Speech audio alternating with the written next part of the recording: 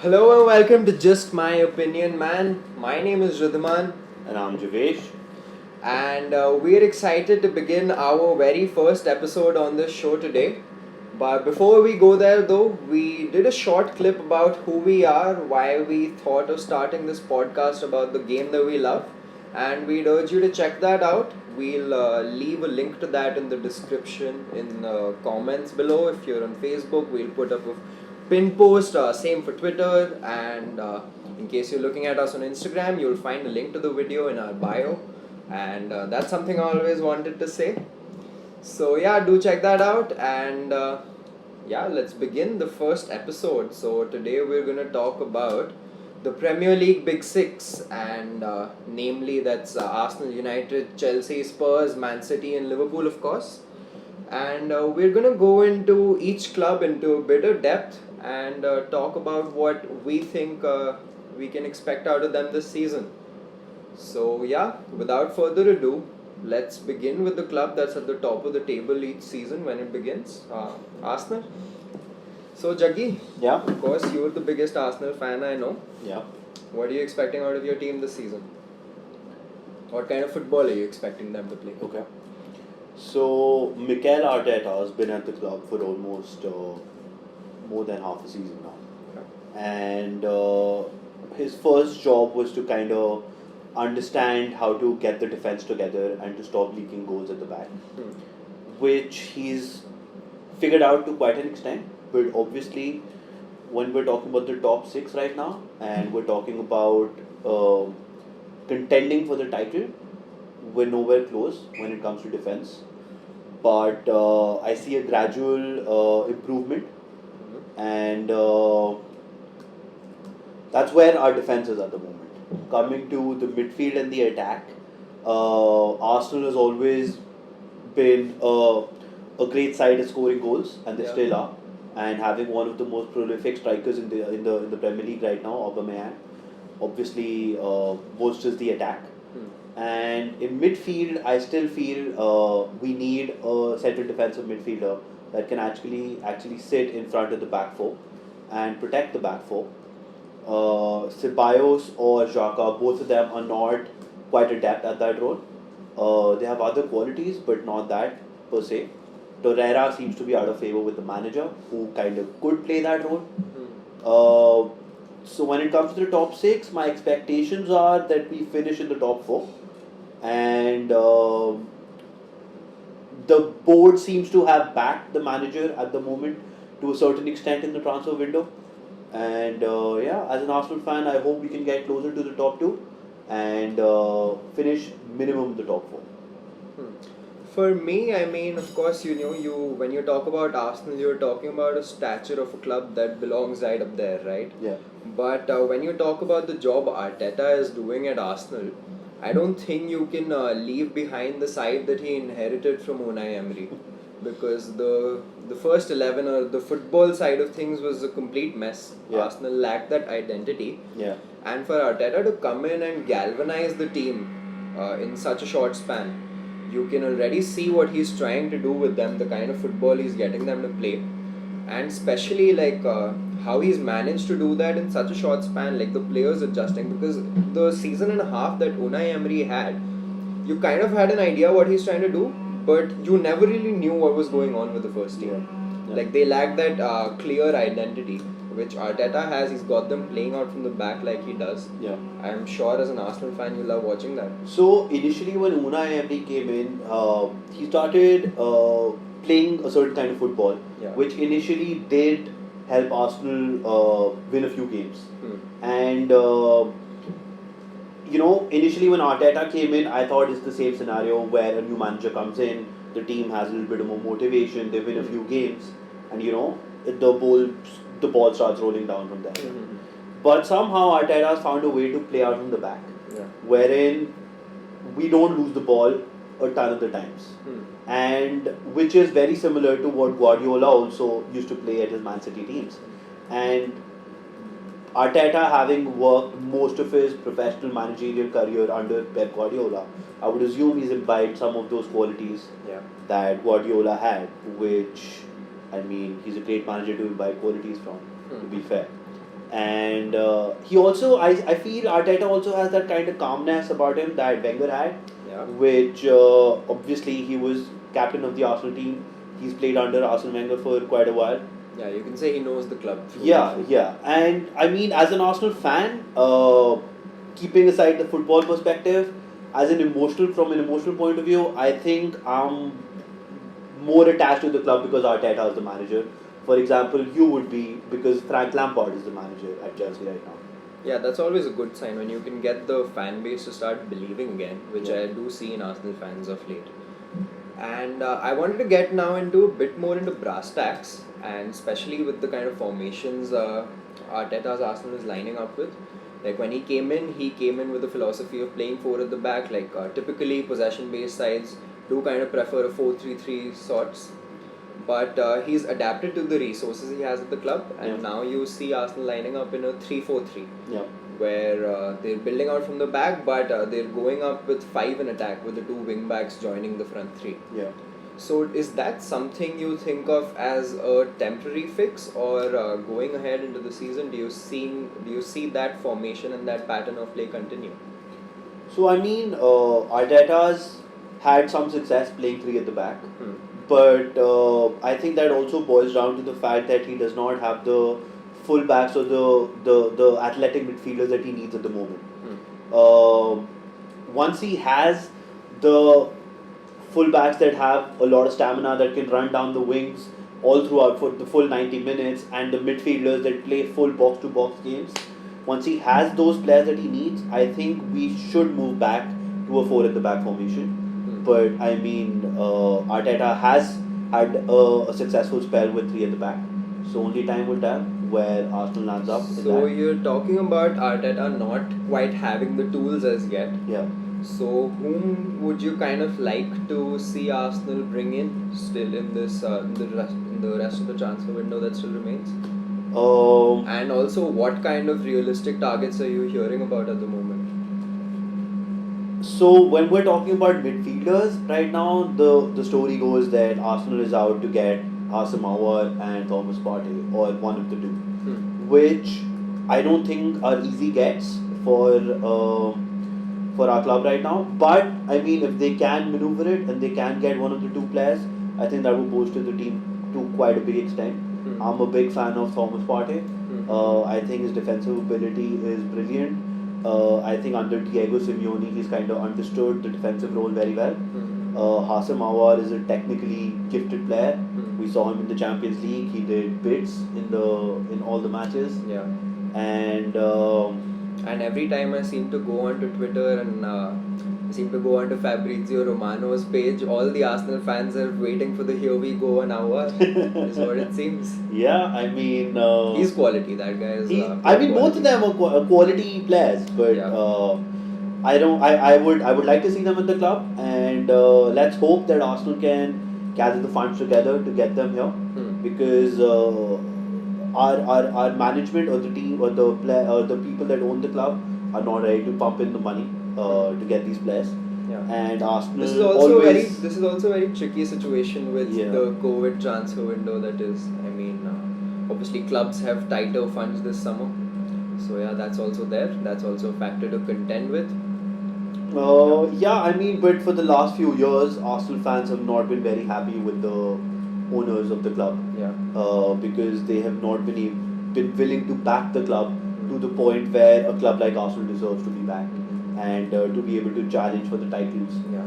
And hopefully by selling a few players, notably Martinez, who is a great goalkeeper at the moment, but has to be sold to be able to fund somebody like an Awar or a Thomas Partey at the moment. I'm very strictly of the opinion that when a manager comes in, especially delivers an FA Cup, but you see the signs of progress just in the way they're playing. Yeah. I mean, it has to be the responsibility of the club just to back that guy to the hilt, because 100%. Because the manager needs to be given the tools to succeed. Especially when not just the way the team is playing football, you see it in the mentality of the players, and that boils down a lot to the way the manager kind of treats these players. For example, David Luiz, he's had only stints of that sharpness in defense. Yeah. But when you see it, he's just a world class defender. When he's great at it, but when he's not sharp, he's just absolutely shambolic. You never know what you're gonna get with David Luiz, I agree, and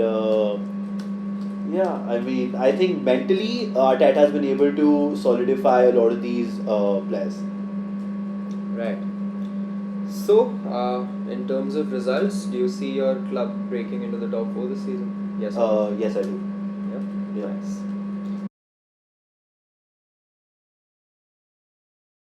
Moving on to the club, our boy here has been a fan of since he was a child, and since he was a little boy.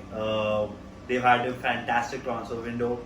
They've bought some world-class players into their team. Yeah. So what do you think about your squad at the moment, and where do you think they're gonna go on the top 6? I mean, of course, going into this season, all the talk around Chelsea and all the talk surrounding the club at the moment is, of course, about the transfer window that we've had. And it's been an exciting transfer window. I mean, all that money spent, you kind of feel that with the transfer ban that Chelsea had last season, it's sort of fitting about 2 or 3 windows into one season. And with all that money spent, I mean, a lot of talk that I've heard is that this surely propels Chelsea to being title contenders. And I think maybe that's getting a bit ahead of ourselves here, because football doesn't quite work that way. Do these signings make Chelsea a better team? Of course they do. But I don't think they transform Chelsea into title contenders yet, for a couple of reasons. First and foremost, I mean, the profile of the guys who Chelsea have gotten in. Havertz, Werner, Chilwell, Ziyech, who's 27, but all the other names I mentioned, they're quite a lot younger. And the thing I find common with them is they're all in the mold that the manager likes. They're all young and just about to hit their peaks in a couple of seasons to come. And I think that's when you'll see the best of Chelsea. I don't think football quite works like you spent all that money, these guys come in, you never know who's going to hit the ground running and who's not. So title contenders, I mean, that may be a bit too much. What as a fan I am realistically expecting though is that maybe bridging the gap with the top 2. Because when you're talking of the top 2, City and Liverpool, currently in Premier League football, the bar has never been higher. We're talking of 9,900 odd points to win the league. The standard of football has just never been higher. Chelsea finished 33 points behind Liverpool last season. So that's a gap that takes a bit to bridge. You've seen that with all the world-class managers. I mean, it's not as easy to just come into the league and win titles in the course of a season or so. So, I mean, and in all the while that I've followed the club, this is by far the most exciting transfer window we've ever had. But you have to, basically what I'm trying to get at is you have to give the squad and the manager a bit of time.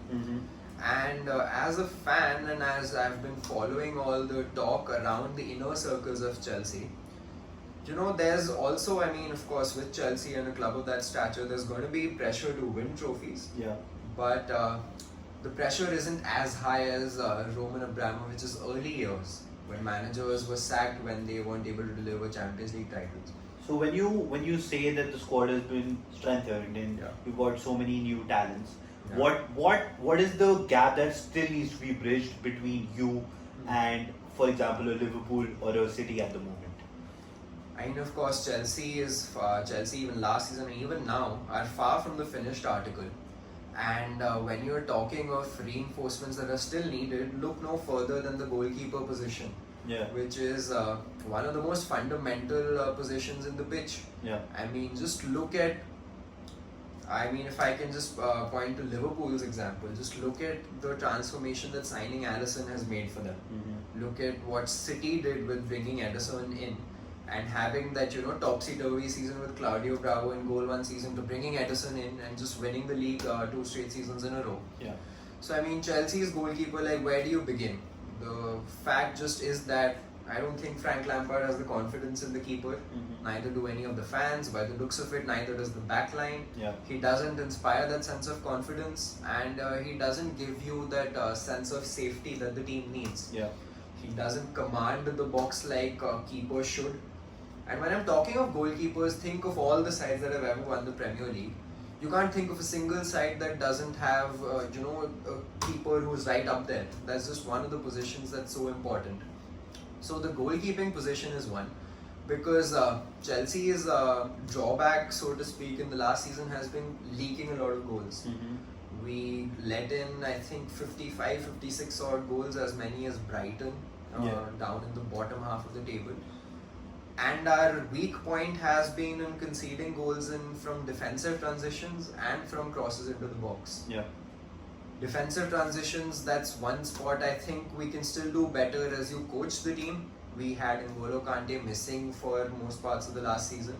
So if he stays fit, that's one area that can still be strengthened. But crosses into the box, I mean, Chelsea just lacks leaders, and it begins with the goalkeeper's position. I think I agree with you on that. And I mean, you were saying? You want to finish your point? Yeah, so I was saying that Chelsea is bringing in Edouard Mendy from Rennes. Yeah. To be honest with you, I haven't seen him play. Yeah. So hopefully he can contend with Kepa. At this point, pretty much anyone can be an improvement upon Kepa. Yeah. So you have to see if he is quite the solution, or if Chelsea needs to break the bank again and get a world-class keeper in. I think I agree with you on that. Having played as a defender for a lot of my footballing time, having a confident goalkeeper at the back, or just having somebody being able to dictate the back line is immensely important. Yeah. And it just makes you as a defender feel more confident in your ability to tackle the attack coming at you. So to add to that point, reminds me of something I heard Phil Neville once say, that when Peter Schmeichel was in his pomp at United, he used to bark instructions at his team that if there's ever a shot coming from outside the box on United's goal, don't try to dangle any legs at it, get out of the way, because he was pretty confident that he was not going to concede from average shots from outside the box. Yeah. When you look at this Chelsea team, there's you need that kind of confidence from your keeper if you want to be a title winning side. So moving on from actually we still have to get your prediction for Chelsea. Where do you think they're going to finish in the top 6? As a fan, I'd be happy if we can, contend with the top 2, bridge that gap, maybe even displace one of them. Yeah. But realistically, I see Chelsea finishing 3rd. So I think this season for Chelsea should be about getting closer to the top 2. I think it will be about separating us from all the teams contending for 4th. Yeah. I do think Chelsea has a bit more about them than the likes of United, Spurs and Arsenal. So I think, they're in that niche where you can expect them to finish 3rd. That's what I'm at least moving with. Okay. Yeah. And now moving on to the next club, we're going to talk about Jose Mourinho, one of the most successful managers in Premier League history. Yeah. Coming to one of the sides that is not the most successful in Premier League history, Tottenham Hotspur. What do you think about the entire situation there? Spurs at this point in time just seems to me to be a confusing picture, to be honest with you. Yeah. Because this is the famed Jose second season where he gets the best out of his team. He's achieved the most success at every club he's been at in his second season. I just don't see Spurs kicking on though. They have a very quality squad. Yeah. They have a squad which by all meaning should be at least in the title discussion. Yeah. But what seems to me to be the problem at Spurs is I think the manager has a vision for them, but I don't think he's getting that out of them. Yeah. So the dilemma then is he able to unlock the best potential of every single player in that Spurs team? Yeah. I don't quite know. But if I were to talk with you on paper, Spurs has a great team. You look at that side, there's really not a lot of gaps that need filling. Yeah. For me, the one gap that really is out there, and with all the transfers happening around that club, a great left back in Reguilon coming in, they've already gotten Doherty, Bale is coming back. Yeah. So you have all this transfer talk around Spurs. What I think they're really missing though is, and of course they're quality additions to the squad, don't get me wrong, But what I think they're really missing is the Christian Eriksen mold of player who left the club in the winter transfer window and they never really replaced him. Yeah. They have a lot of depth in midfield, but no one in that profile, someone who can play between the lines, someone who has the ability to unlock teams that play a low block against Spurs. So all Jose teams throughout history have always been great on the counter attack. This Spurs side looks like they have everything to be a great counter attacking side. But what do Spurs do when they're playing the likes of, no disrespect to Newcastle's or the Brightons of the world who are going to set up in a low block against Spurs, especially when they play Spurs away. I think this team needs that, player who has that guile, the wherewithal to break teams down. That's one area of the game, but I think I agree with you on your take on Tottenham Hotspur. I think they've got a brilliant squad. I think Jose is a proven manager, but I also feel that the players haven't bought into his philosophy. Yeah. Or at least he's not been able to convince them to the point where they want to play for the manager or they're hungry to play for that manager. Yeah. And we kind of see that on the field also sometimes. And we don't know if Jose is the same manager he was 5 years ago, 10 years ago. And if he has that hunger in him to still win those titles. And do you think the game has passed him by? Or is that just, hearsay? Honestly, that's a lot of talk that I have heard that since, his spell at Manchester United. Yeah. If the game is passing him by. I mean, to be honest with you, I think the jury is still out on that. Yeah. Because he's in his mid-50s now. At this point in his career, like if I were to just correlate his career with Sir Alex Ferguson's at Man United, Alex Ferguson was about the same age when he won his first league title with United. So in terms of having that vigor for the game, being a student of the game, there's still a lot Mourinho can do. Yeah. I think people are a bit quick to, jump the gun there because Jose has just been, the star manager, successful throughout his career, successful wherever he's been, a serial winner. And he has had that dry spell at United. Spurs, you had to give him a bit of time. Yeah. Like you were saying earlier, I just want to go back to that for a second because we were talking about Arsenal earlier and how all the players seem to have bought into Arteta's philosophy. They're really, on par. They understand what Arteta wants out of them. Every player understands his role, and that's just something that's visible. Yeah. That's also something that separates a good talented team from a successful team. Yeah. Like Spurs is a good talented team. On paper, they have a great squad. But to me, I see that Spurs side and I just think that maybe the players don't quite understand what the manager wants out of them. We saw the first game of the season when they lost at home to Everton, and in his post-game interview, Jose mentioned that he wanted them to press with more intensity, but the Spurs player had a lazy sort of pressure. Now see, that's what confuses me because we've seen the Spurs side under Pochettino where they used to play that high line, they used to play with that intensity whenever they lost the ball to win the ball back. So you know that Spurs side is capable of that, but for some reason they're just not able to do this for this manager. Yeah. So those questions are there, whether he is able to inspire this Spurs side to the same extent as he has done with his successful teams in Inter, Chelsea, Porto earlier. Yeah. You don't quite know. So for that reason, my prediction for Spurs this season is that I see them finishing fourth. Okay. I think the talk of the game passing Jose by could be a bit premature. You have to give them this season. I think they can do a fair few good amount of things this season. I think they're going to be contending for the Europa Leagues and all the cups. But I do see them having enough. You okay there? Yeah.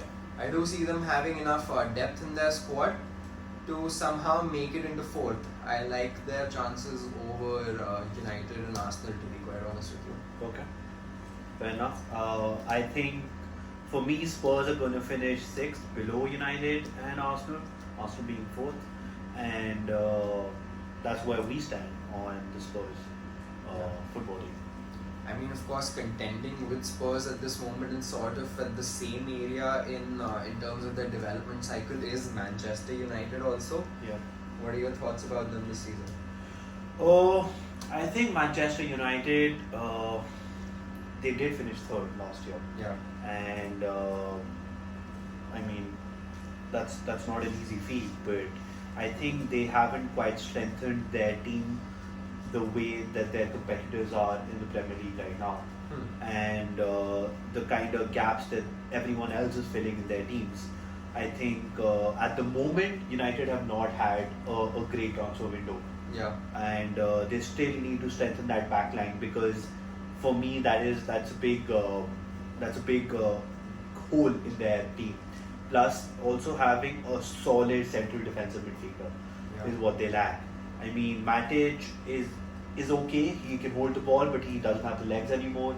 McTominay has the legs, but I don't think he can dictate or at least play 40 games a season or 35 games a season to be able to control or just sit in front of the back four and to be able to control the midfield and have that presence in midfield. I think they do have some great players in their squad. They have some amazing players in their squad. I think Bruno Fernandes is a phenomenal talent. I think at the end of the last season, Martial really came to life. They do have a great squad, but I still don't see them finishing in the top four this year unless they fill these gaps that they have in their squad. For me, the way I look at Man United right now is they really found their feet towards the latter half of the second season. Yeah. I mean, Bruno Fernandes just came into that side and just transformed the Manchester United team completely. And I mean, they were nowhere close to the top four before he came in. So he's had that transcendental impact on the side. Yeah. And since then, United just really kicked into fifth gear and found a level of performance that they hadn't before. Yeah. Solskjaer still got the team into third last season, and they were showing signs of playing more promising football. So at that point, I mean, I really think that when a manager shows signs of progress with the side, then you as a club really need to back the manager, give him the tools that he desires, and let him take the side forward. Because what you saw at the back end of last season was that Solskjaer didn't really trust his options on the bench.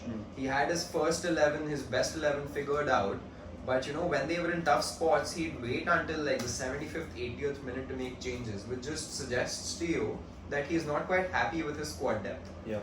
And I mean, if you're listening to all the transfer talk around United, and even the few fans and the friends I've spoken with who are United fans, they seem to really want to go for Jadon Sancho. Yeah. You can't blame them for that, because obviously Sancho is a one-of-a-kind talent. But what I don't understand is that, like you said, they need the number 6 central defensive midfielder. Like, I don't think McTominay really is United quality. Maybe he's good enough to provide squad depth, but I don't see a world beater in him. Fred isn't the answer. Matic, I mean, he's 32 now, so he's going to be at that point where the physical decline starts to set in. Yeah. And they've also been in for fullbacks. They've been beaten to the punch by Spurs for Reguilon. Although I think they were in for Reguilon, they really wanted the player, but I think the buyback clause is what set them off. So you're hearing of Alex Telles at this point, a really attacking fullback. Yeah. So it's clear that I think United are going to make additions. But for me, until those happen, until I see how they fit into the squad, I don't think they're really favourites to finish into the top 4. I think the competition around those spots is quite high.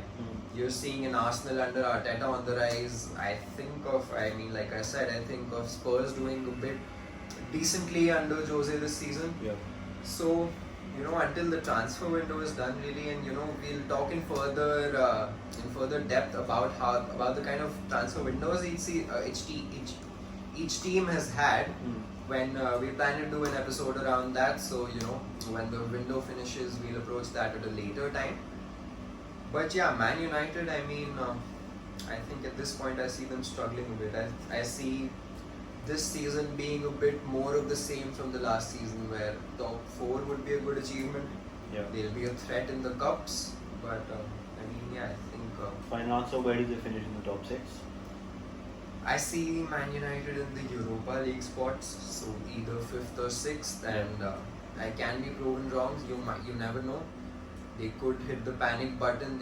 If they lose or draw a few games at the beginning of this season, they might just shell all that money, decide to back the manager. Yeah. You never know. But at this point, until they strengthen their squad further, which I think you really need when you're playing 50-60 games a season. Yeah. So unless they have that, I think 5th or 6th it is for me. I think it's the same for me, and I think I don't see them taking it to the top 4.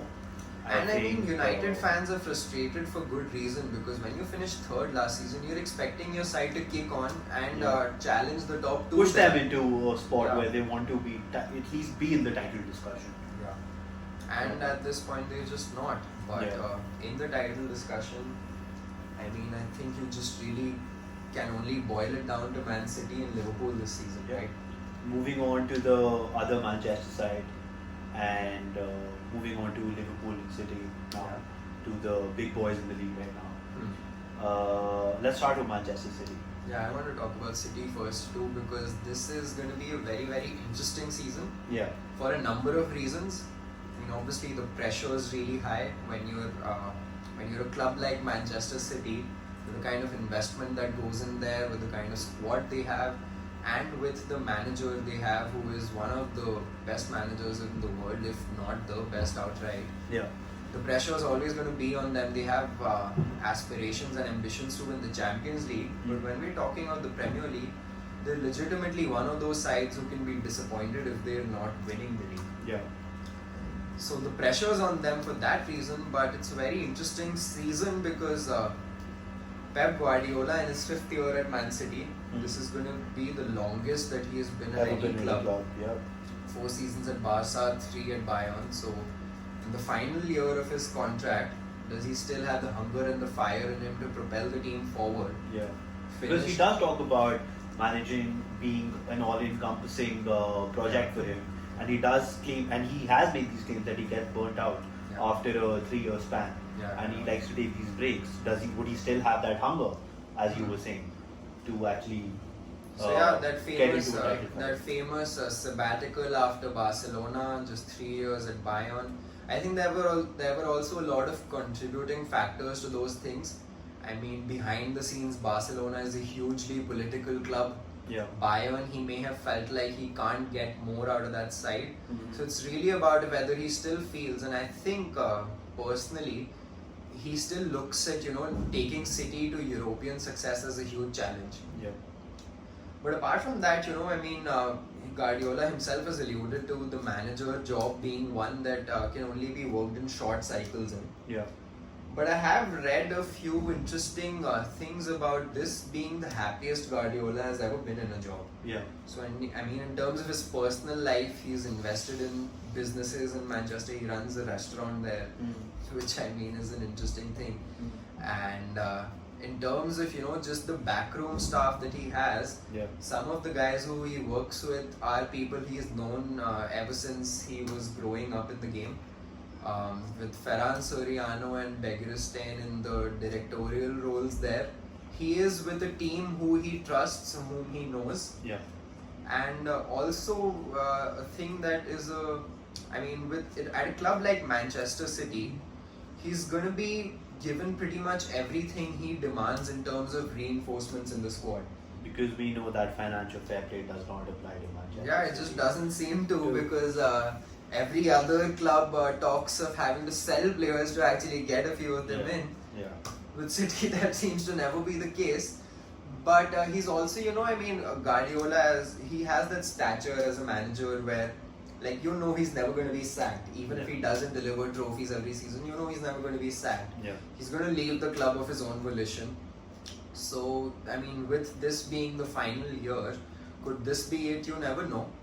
But in terms of the football, I mean, I want to come to that because we've talked about Guardiola and the relationship and the dynamic there. Yeah. But in terms of the football, one of the key reasons why they were, just 18 points behind Man City, behind Liverpool, just a completely different outfit from the title-winning sides we've seen at City earlier, is the shortfall in defense, with Kompany leaving, with Laporte being injured for most parts of the season last season. I just think that Guardiola doesn't quite trust the personnel he had there in Otamendi, John Stones and the like. So I mean, he did have to move a brilliantly performing Fernandinho into centre back. Yeah. Whereas we know that Fernandinho CDM is his best position. Yeah. He tried to mold Eric Garcia into that role, but I think Eric Garcia has his heart set on playing for Barcelona. Yeah. He doesn't want to sign a new contract there. So he's getting reinforcements in, which is clearly the gap that they need to fill. Nathan Ake is already there at the club. Yeah. There is talk of Man City going out and getting Koulibaly. Yeah. So I think we had to keep an eye out for that. I don't think City's transfer business is done yet by any means. Yeah. But you're talking of the other contender being Liverpool. We'll come to Liverpool in a second, but I think you really have to. I mean, Ferran Torres is a good signing. Or do you think the City fans are expecting Foden to step up and get into that Silva zone and deliver those assists or be the game creator? City fans, England fans alike, everyone's really excited about Phil Foden. They talk of him being the successor to David Silva. That's been the talk for a couple of seasons now. And he may well fill that role. But a David Silva shaped hole is a huge one to fill. Yeah. And Foden may step into that role. See, the thing with City is that they don't really lack the firepower. Yeah. Like, they have enough creativity there to give Foden time to incubate into that side. Where, I mean, even last season they scored the most goals in the league. So going forward, it's not a problem for City, right? I mean, with City, the thing is that you can see them scoring 5 or 6 past any team in the league, any team in Europe even. For them, I think it's more about finding that consistency and that balance in central defense. Yeah. Maybe even a fullback. I don't think Guardiola is very excited about the prospect of going into a season with Mendy and Zinchenko as his left backs. Yeah. So I think he may well add some depth in the left back position. I think the right full back position is pretty much sorted for the moment. You have options like Cancelo and Kyle Walker. Yeah. The thing with City also is whenever they get new signings into the squad, you've seen top class players come in and been given the first season to just adjust to the City system. You're talking of players of the caliber of Bernardo Silva, Riyad Mahrez, Cancelo last season hardly played at all. Yeah. So these guys coming in, I mean, are they going to hit the ground running? There's question marks over that. With City at this point, it's his 5th year. Yeah. Like, you're not going to see something completely new. So with City, it's just about if they're consistent enough, avoiding to those win the title. Yeah, avoiding those losses to sides they should never be losing to. Yeah. Southampton, Norwich defeats last season. They should never be losing to these sides. And with Liverpool being at an all-time high, the consistency that they have, it's just about finding that performance week in, week out. So for me, I'm gonna go with my top 2 predictions. Yeah. I'm gonna say Manchester City will have a strong title contention. Yeah. I think they'll give Liverpool troubles, but I think Liverpool will come out on top in the end. Yeah. And Manchester City will end up finishing second. Good City also on the second then? I do, and something that's changed that is the signing of Thiago Alcantara that we will talk about in the next few minutes. But I'm going to pick City at second. That's where I stand too, because honestly, we were actually talking of we were thinking of having this conversation a week earlier before a certain Thiago Alcantara had signed for Liverpool, and this conversation would have been a very different one if that's what it was, because in my mind, City was still the favourites, but there's very few players in world football who can just come into a side, walk into a side and just change that opinion like that. Yeah. Like, I can only think of a handful of players in world football who just walk into that Liverpool side and instantly improve it, and Thiago happens to be one of those. Yeah, I mean, we've been fans of Thiago Alcantara for a long time. Yeah. Even before he was at Bayern Munich when he played at Barcelona. Yeah. And he just has that ability to control the game, to be able to calm things down, to be able to dictate everything that's happening in the midfield of that particular team. And this is a title winning side that we're talking about when we talk about Liverpool. And Thiago, for me, walks into any midfield in the world right now. Yeah, he just plays in that role where he's the heart and soul of the team. Yeah. And he's also this player in a completely unique mold. I mean, his qualities as a player, I mean, he's just so press resistant. You can never get the ball off of him. He'll just keep the team ticking over. the defensive side of his game is quite underrated. Like he's so good at breaking opposition attacks too. And you're talking of, I mean, the cliche with sides defending the title is, or as Klopp likes to call it, attacking the title is, that it's never as easy to defend the title as it is to win it. Yeah. But you're talking of a team that was already at the top of the food chain, and then they go on and further strengthen not just that squad. Thiago, like we said, walks into that 11. Yeah. And just, I think, takes them to a different level. Yeah. And he's 29 years old, and it's still at that point in his career, I think he's going to give Liverpool a solid, if he remains injury free, a solid 3 to 4 seasons at the highest level of his performance. And you may well be looking at a side that's going to dominate English football for a few years to come. Yeah, I mean, there are talks of signing Diego Jota. It seems to be done by this point. Yeah, and they've got Minamino is in his second year. Yeah. He looked sharp in some of the instances, but we still have to see if he can do that for the entire season. I mean, Liverpool as a squad are absolutely phenomenal. Yeah. And if they can keep that same intensity, if that they have that same hunger, I think they're the best side in the Premier League right now. Yeah, for me, the bone of contention was this was before Thiago was done. This was before Jota was done. For me, the key, the question mark was like the style that Klopp demands of his players, that high pressing style. It can take a toll on you. Yeah. It can take a physical toll on you, and especially where one thing we're missing is that with this season, it's going to be a more congested season with starting in September and ending in May. You're going to see anyway the English league is infamous for having that congested winter period. This is a season where anyway injuries might play more of a role. Yeah. We still live in a COVID world, so you never know who has to isolate when. So this was a season where you have to have a deep squad. Yeah. And that was the differentiator for me, because Liverpool obviously had a great starting 11. For me, the difference between City and Liverpool was that City had more squad depth, while Liverpool didn't. Yeah. Now they've rectified that. And honestly, anything can happen obviously in football, but I think I would put my bottom dollar on Liverpool being the favourites to win the league again. Yeah. With a guy like Thiago, and I won't be surprised if they just win anything. If they just win everything. I think City are going to put up a tough fight. Yeah. I think they might even, beat Liverpool to the title, but I put my money on Liverpool at this moment. Yeah. And I mean, we've talked obviously a lot about Thiago, but they've gotten reinforcements at their most important fullback positions, with Neco Williams being, in the first team this season.